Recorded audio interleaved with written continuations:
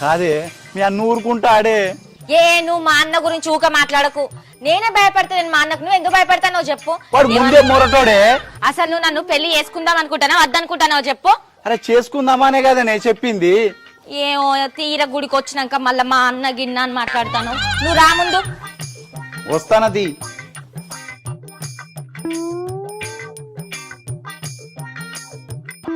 తీసుకో నువ్వు కూడా తొందర తీసుకో.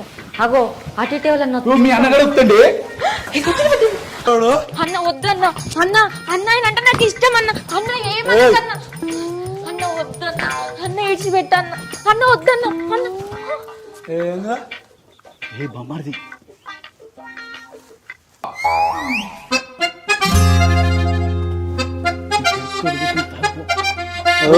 బావ సూపర్. అవును వస్తున్నావు.